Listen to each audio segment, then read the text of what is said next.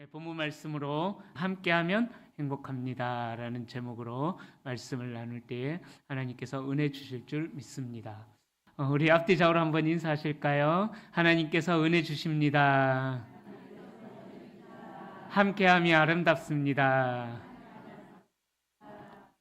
네, 오늘 우리가 전도서 말씀을 읽었는데요. 전도서에서 많이 반복되어져 나오는 단어가 헛되고 헛되고 헛되니, 하여튼 우짜 든동 저짜 든동 모든 게 헛되도다, 이런 이야기들을 참 많이 하고 있어요. 그런데 이 전도서 말씀을 우리가 묵상하고 또 읽다 보면은요, 잘못 생각하면은 모든 인생이 다 허무한 인생인데 우리가 이렇게 아둥바둥하며 살 것이 무엇이냐?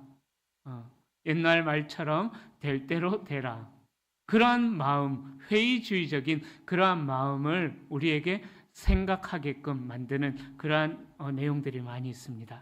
그러나 이 전도자 솔로몬이 기록했죠. 이 전도자가 삶의 의미를 찾아가는 여정을 통해서 이러한 세상에서 주는 그러한 모든 즐거움들과 세상에서 주는 어떠한 우리의 행복의 요소들이 다 헛되다고 하는 것이지, 우리가 정말 추구해야 될 지혜, 제가 오전에 잠언으로 말씀을 드렸는데 우리가 정말 추구해야 될 지혜는 바로 여호와를 경외하는 그 지혜가 우리에게 필요한 지혜다라고 말씀을 드렸습니다.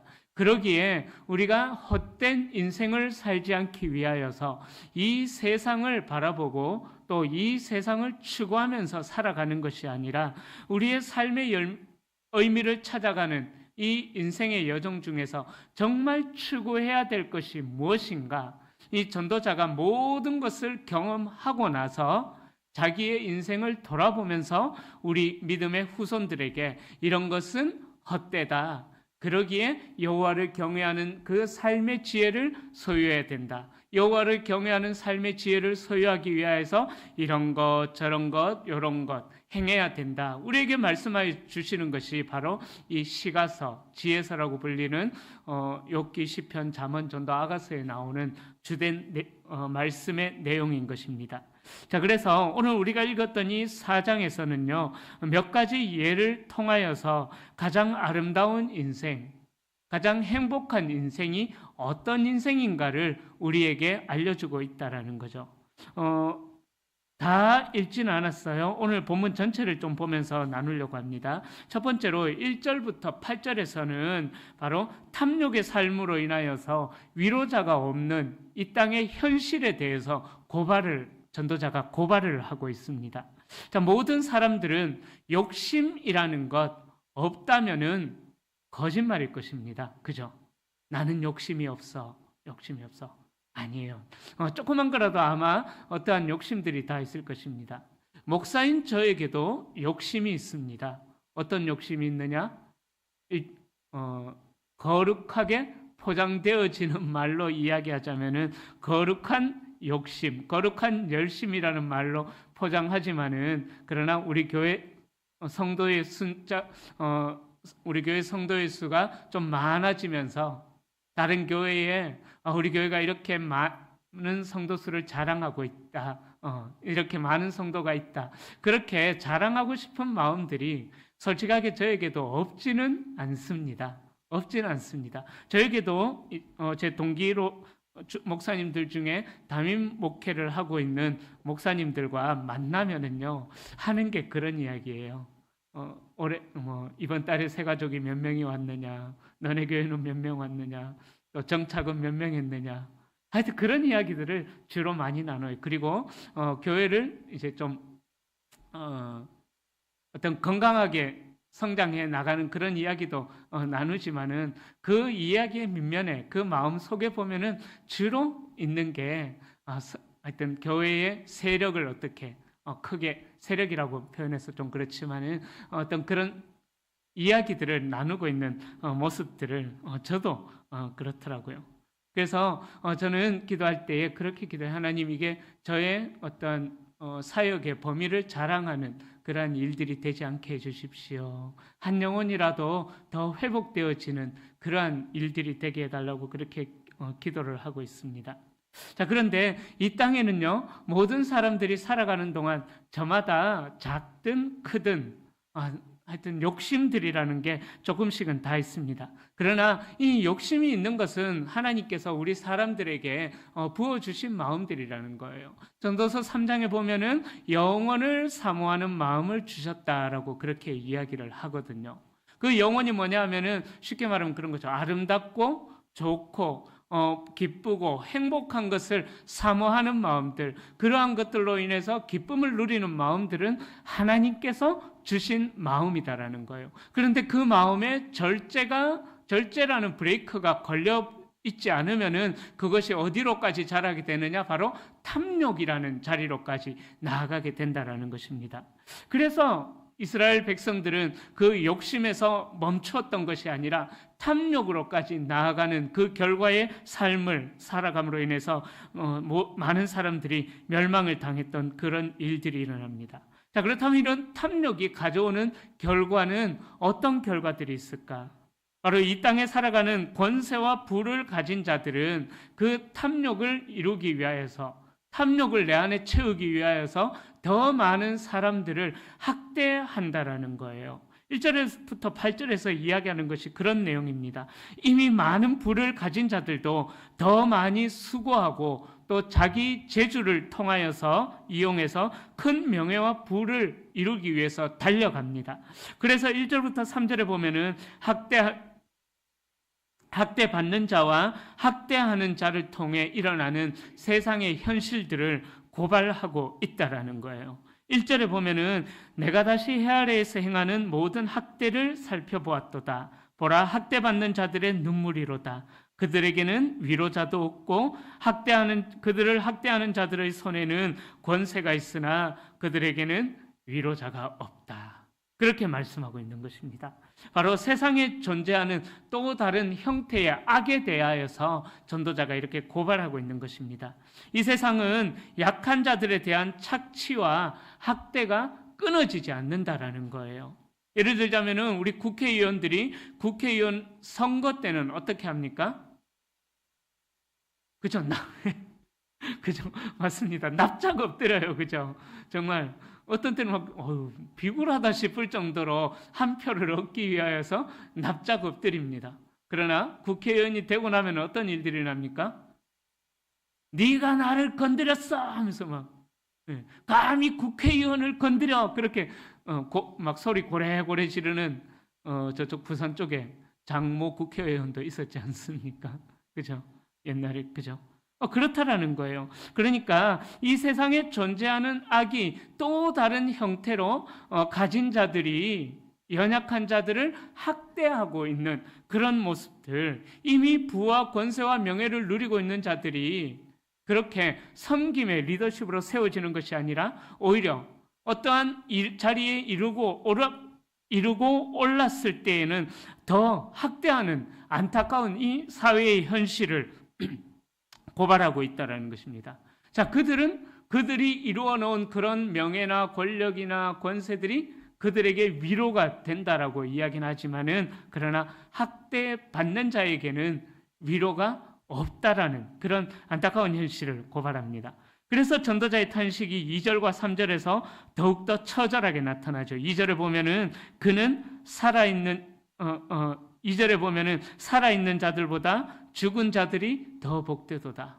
얼마나 학대받는 자들의 현실이 고달프면은 살아있는 자들보다 죽은 자들이 더 복되다라고 이야기할 정도로 현실이 이렇게 비참하다라고 고백하죠. 더 나아가서 3절에는 이 둘보다 아예 뭐라고 이야기해요? 태어나지 않는 것이 좋다. 출생하지 않아서 해 아래에서 처절하고 비참한 상황을 경험하지 않는 자들이 더 복되다라고 그렇게 이야기하고 있습니다. 그러니까 탐욕이라는 것은 수단과 방법을 가리지 않고 더 수고함으로 더 많은 탐욕을 추구하게 만든다라는 거예요. 탐욕에는 만족함이 없기 때문이에요. 우리 그런 말 있죠. 서 있으면 앉고 싶고 앉으면 눕고 싶고 누우면 자고 싶고 그렇게 평생 쉬고 싶은 게 우리의 마음이죠. 저도 어제 2박 4일의 여정으로 베트남 어제까지 우리 팀이 다녀왔습니다. 솔직하게 조금 피곤하더라고요. 일정이 이렇게 빡시지 않은 일정이었던 것 같은데 비행기에서 2박을 어찌 보면 보냈으니까 그것 때문에 조금 하여튼 피곤함을 좀 느끼게 되더라고요. 그러니까 어제 해야 될 일이 굉장히 많았는데 사무실에 앉아 있는데 계속 축축 처지게 조금 처지게 되더라고요. 우리 사람들이 그렇다라는 거죠. 서 있으면 앉고 싶고 앉으면 눕고 싶고 누우면 자고 싶고 그런데 그런 것들이 우리의 삶에서 어떻게 나타나느냐? 더 많은 소유를 위해서 탐욕이라는 것으로 계속해서 진전이 되어지고 있다라는 거예요. 사람들은 성공을 위해서 새벽부터 밤늦게까지 수고를 합니다. 그래서 많은 것을 얻은 것처럼 보입니다. 하지만 하나님께서 그것을 다 걷어가 버리시면 아무것도 아닌 헛된 것이 될 뿐이다라는 것이죠. 그래서 하나님의 말씀은 우리에게 이야기하는 것이 뭐냐 하면은 우리가 더 많은 무언가를 소유하는 것이 바람을 잡는 것과 같다라고 우리에게 이야기하고 있어요. 헛된 것이다. 바람을 잡는 헛된 것이다. 4절과 6절에서 그렇게 말씀합니다. 무슨 말씀이냐면은 자신만을 위해서 쌓아가는 사람들, 자신만을 위해서 탐욕을 부리며 살아가는 사람들은 바람을 잡는 것처럼 헛된 삶을 살아가는 것이다 라고 이야기하고 있습니다. 여러분, 저와 여러분들은 좀 어떠십니까? 우리가 예수 그리스도를 만나서 구원의 은혜를 누렸고 새로운 존재가 되었다면은 우리가 추구하고 바라보고 소망하는 것이 무엇인가? 날마다 우리의 마음을 돌아봐야 된다라는 거예요. 왜냐하면 우리 인간들에게는 이 탐욕, 죄를 사모하는 그런 본성이 우리 안에 있기 때문에 조금만 정신줄을 놔버려도 우리가 절제의 브레이크가 고장이 난 채로 계속해서 탐욕을 위해서 달려가는 그러한 인생이 되어진다라는 것입니다. 그러기에 우리가 헛된 것을 추구하며 살아가지 않도록 이 성경은 끊임없이 이 물질에 대해서 우리에게 경고를 해요. 재물에 대해서 경고를 하고 있습니다. 그런데 우리가 이런 말씀을 통해서 깨어있지 않다면은 우리가 절제라는 브레이크를 잃어버리고 이 탐욕을 향하여서 계속 달려가고 있다라는 거예요. 그 탐욕이 오늘 이 전도서에서는 어떻게 나타나요? 가진 자들이 없는 자들을 학대하는 그러한 현실로 나타나게 되어 있다라는 것입니다. 솔직하게 저도 이제 베트남이나 단기 선교를 나가 보면은요 그런 마음이 들어요. 그래도 우리나라가 그 동남아 지역의 나라보다는 조금 더 살게 되잖아요. 안 그러고 싶은데 괜한 우월의식 같은 거 그런 것들이 있더라고요. 근데 미국의 비전 트립을 가면은 제 마음이 또 어떨까요? 제가 말씀 안 드려도 아시겠죠, 그죠? 그런 마음들이 저에게 든다라는 거예요. 네. 그러니까 우리보다 못한 어떤 그런 소득이 낮은 사람들을 대하는 우리의 모습과 소득이 높은 사람들을 대하는 우리의 모습들이 이렇게 차이가 나게 된다라는 것입니다. 우리가 그런 것들을 추구하지 않고 바라보지 않고 영혼을 바라보면서 살아가야 된다라고 고백하면서도 또 성경에 끊임없이 이러한 것들에 대하여서 경고하고 있는 모습들을 보면서도 우리가 절제하지 못하는 모습들, 구원받은 자들이라고 하지만은 이러한 절제하지 못하는 모습들이 우리에게도 있지는 않는가? 이 전도자가 고발하는 현실을 통해서 우리는 깨달을 필요가 있습니다. 자, 그리고 나서 이제 9절부터 12절에서는 무엇을 제시를 하고 있느냐? 바로 함께 수고하는 풍성한 삶이 무엇인가 우리에게 제시하고 있다라는 거예요. 자, 1절부터 8절까지는 그런 이제 탐욕을 부리는 자들에 대한 현실, 그 현실로 인해서 억울함을 당하는 자들을 고발을 했다면은 이제는 우리가 그 탐욕을 추구하는 우리의 마음에서 벗어나서 무엇을 추구해야 되느냐? 바로 함께 수고하는, 함께하는, 함께 살아가는 행복한 그러한 삶, 풍성한 삶을 살아가야 될 것을 이야기하고 있는 것입니다.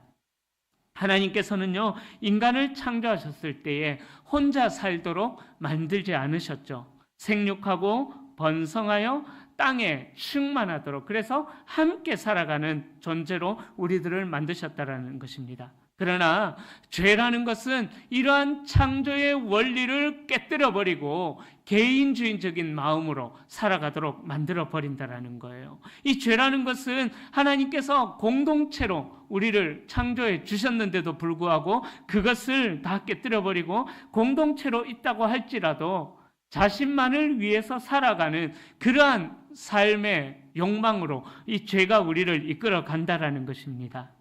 그래서 우리를 이렇게 변질시켜 나가 버린다라는 거예요. 자, 그래서 하나님께서는 우리를 죄 가운데 버려두시지 않으시고 예수 그리스도의 십자가로 하나님과 또 우리를 연결시켜 주시고 한 몸이 되어 우리를 한 몸으로 만들어 주셨다라는 것입니다. 죄로 인하여서 깨어져 버린 우리의 관계를 하나님께서 예수 그리스도를 통해서 회복해 주셔서 그리스도 안에서 한 몸 되게 하셔서 서로 사랑하고 섬김으로 하나님이 주시는 복을 우리로 하여금 누리게 하셨다라는 거예요. 여러분, 우리가 이 땅을 살아가는 동안 참 많은 사람들을 만나게 됩니다. 정말 이런 표현을 해서 참 그렇지만은 별종들을 우리가 참 많이 만나게 돼요. 우리 남자분들은 경험을 하셨을 것입니다. 군대에 가면은요 정말 별의별 희한한 사람들이 다 오는 곳이 군대예요. 예. 또 그 군대뿐만 아니라 우리도 살아가다 보면 공동체에서 아유 저런 사람들이 있을까라고 싶을 정도로 정말 희한한 사람들, 내 생각으로는 도저히 이해가 되지 않는 그런 사람들도 우리가 만나게 된다라는 것입니다. 그러나 하나님께서는 이 세상을 창조하실 때에 모두가 똑같은 쌍둥이 같은 한 종류의 사람들로 만들지 않으셨다라는 거예요. 왜요? 우리 각자에게 주신 달란트와 은사와 어떤 재능들이 달라서 아름다운 세상을 이루어 나갈 수 있는 것처럼 하나님께서는 각자 우리의 모습을 따라서 또 우리에게 재능을 주셔가지고 우리의 이 모든 재능들이 합하여져서 함께 수고함으로 교회가 더 아름답게 세워지고 우리가 속한 공동체가 더 아름다운 공동체로 세워지도록 우리를 그렇게 인도하신다라는 것입니다.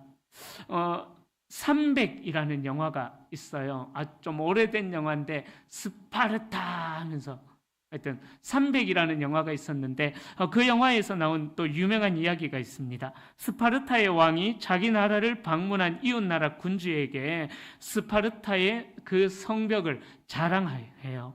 그런데 이웃나라에서 온 군주가 아무리 둘러봐도 성벽이 없는데 우리나라에는 튼튼한 성벽이 있다고 스파르타의 왕이 그렇게 이야기를 합니다. 자, 그러니까 이웃나라에서 온 군주가 그렇게 물어봅니다.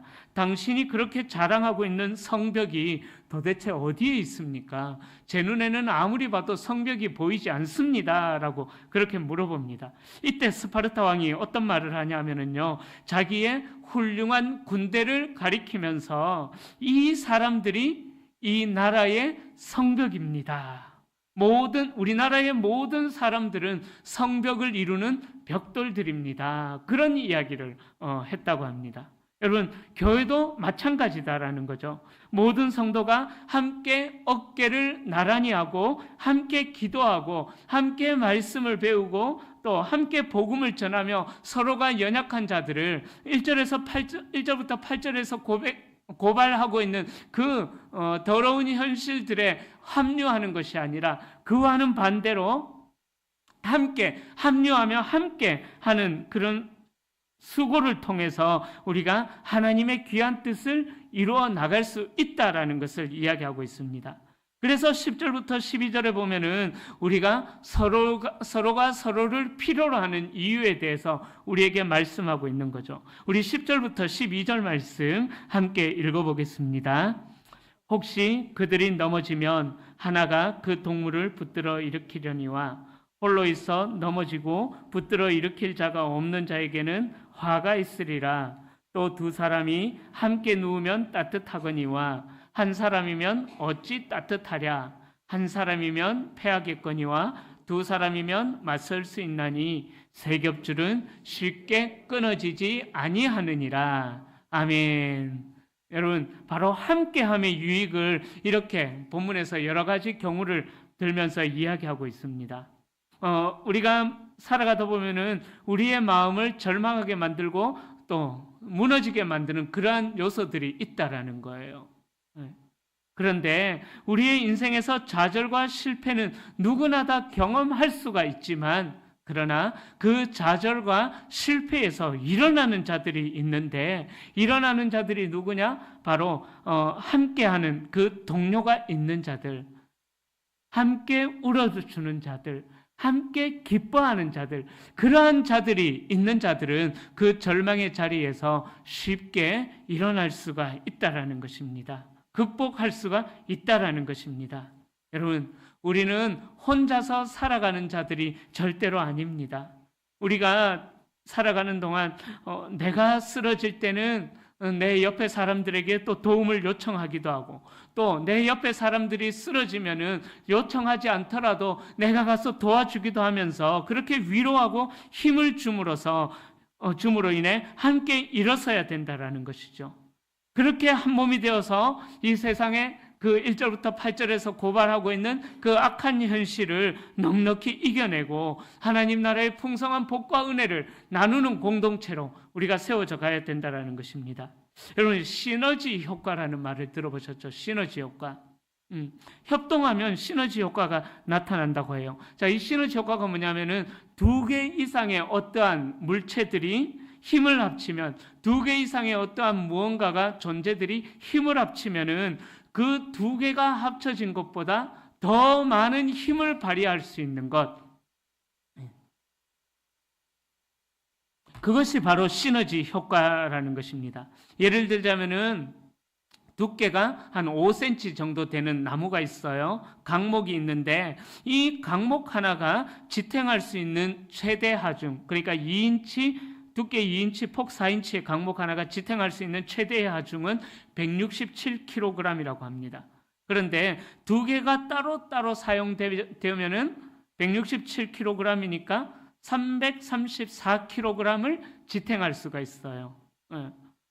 그런데 이 2개를 못을 박아가지고 함께 붙여놓으면은 최대 하중이 334kg가 아니라 무려 견딜 수 있는 하중이 2214kg를 견딜 수 있다고 해요. 폭 2인치, 두께 2인치, 폭 4인치 강목대는 걸 붙여놓으면은요. 그런데 이 강목을 3개를 따로 사용하면은 최대 하중이 501kg지만은 3개를 또 함께 묶어서 사용하면 최대 하중이 무려 3345kg이나 된다고 합니다. 바로 시너지로 인해서 2844kg을 더 견딜 수 있는 효과를 얻게 되는 것이죠. 또 이런 효과도 있어요. 10마력의 힘을 발휘할 수 있는 자동차 엔진 8개를 연결하면은 10마력 곱하기 8하면은 80마력이 나오잖아요. 그런데 80마력이 나오는 것이 아니라 그 10마력 엔진을 8개를 합쳐서 힘을 발휘하면 무려 285마력에 무려 200마력이나 더 힘을 발휘할 수 있다고 합니다. 여러분, 그러기에 우리 교회도 함께 해야 하는 거예요. 함께 해야 하는 거예요. 서로 도와야 합니다. 세겹줄의 힘은 세겹줄의 줄은 쉽게 끊어지지 않는다라고 오늘 말씀에서 분명히 이야기하고 있잖아요.